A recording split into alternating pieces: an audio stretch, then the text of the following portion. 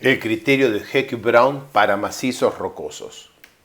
Los macizos rocosos no son medios continuos. Vamos a aplicar un criterio de fluencia isotrópico para, que está basado en mecánica del continuo y teoría de plasticidad a un material que no es continuo, ni isótropo, ni elastoplástico. Tenemos que tener esto en cuenta antes de empezar cada modelo.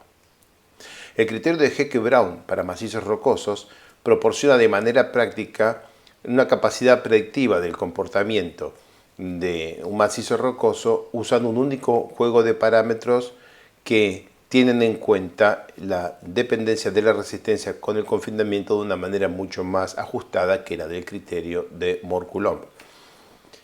Para macizos rocosos, el criterio de Heck-Brown se ajusta con respecto al de la roca intacta porque el valor S ya no es 1, M en el macizo rocoso no es el mismo que el de la roca intacta, que es esencialmente igual a la resistencia a la compresión simple dividido en la resistencia de tracción triaxial, y A ya no es un medio necesariamente.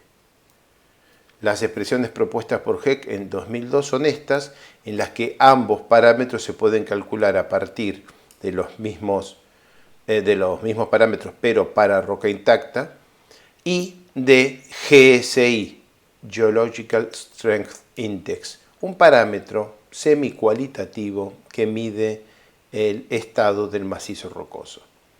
Los parámetros que están ahí pintados de color colorado dependen de la roca intacta y se miden en laboratorio: sigma sub ci, resistencia a la compresión simple de la roca intacta; m sub i, parámetro de fricción para roca intacta; S vale 1, A vale 1 medio. En cambio, depende del macizo rocoso el valor de GSI, que es un número entre 0 y 100, y hay una letra D ahí, factor de disturbación, que intenta poner de alguna manera dentro de las fórmulas el efecto de la alteración del macizo rocoso producida por la propia ejecución de obras como túneles o rajos.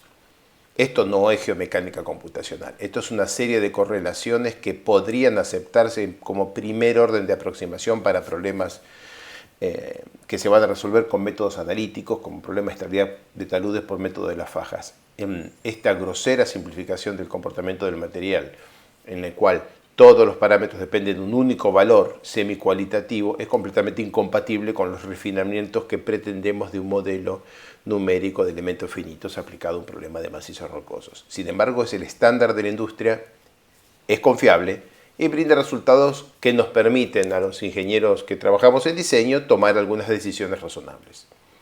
El procedimiento GSI básicamente consiste en estimar el grado de fracturación sobre la vertical y el grado de alteración y elegir algún punto por acá.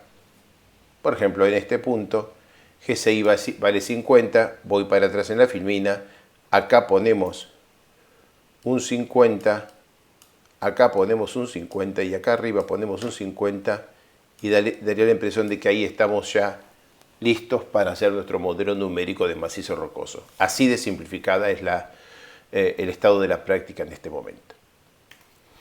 Existe un software, RockLab, que ya tiene precargados básicamente los parámetros medios típicos para la mayoría de los macizos rocosos. Entonces, en función del tipo de roca, ígnea, metamórfica,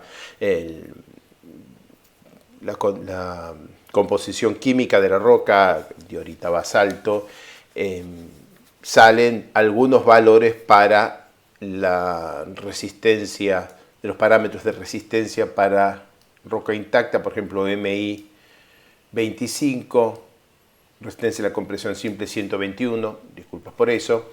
Todos esos parámetros se pueden ajustar, pero el software da algunos valores de referencia. Y después, en función de un valor de GSI, salen los parámetros para macizo rocoso M sub B, S y A.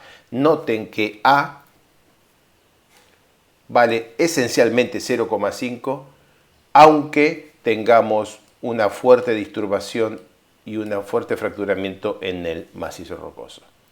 Hasta aquí es marginalmente aceptable.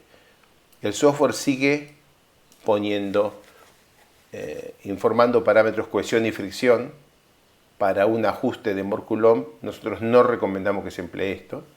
Y emplea parámetros de resistencia del macizo rocoso típico para el empleo de cálculos de análisis, digamos, hechos por resistencia de materiales, en los que se emplean fórmulas, no métodos numéricos. O sea que tampoco recomendamos el empleo de todo esto para modelos numéricos, sí para cálculos analíticos simplificados.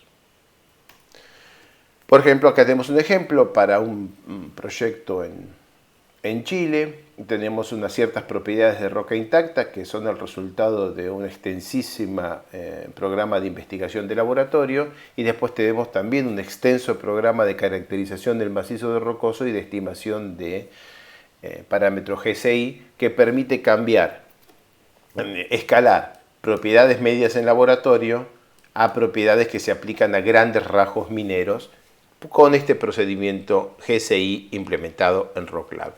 Esto debe ser empleado con muchísima precaución. Es una cantidad de correlaciones y una cantidad de extrapolaciones bastante incompatible con el concepto de la modelización numérica de problemas geomecánicos. De hecho, esto solamente se puede emplear razonablemente para las categorías de soporte, para las clases de roca de peor calidad en las que se puede asumir que va a existir un mecanismo elastoplástico razonablemente isotrópico, o sea, 3 o más familias de discontinuidades suficientemente juntas como para que se pueda asumir que a la escala del problema, en este caso un túnel, pero podría ser un rajo, el comportamiento del material va a ser al menos tolerablemente parecido al de un medio continuo.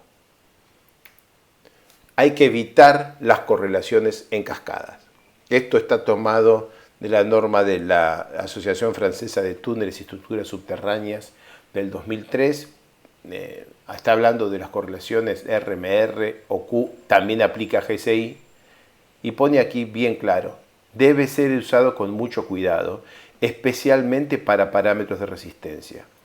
Evite las correlaciones en cascadas del tipo mido Q, estimo RMR, estimo MIS, estimo CIFI.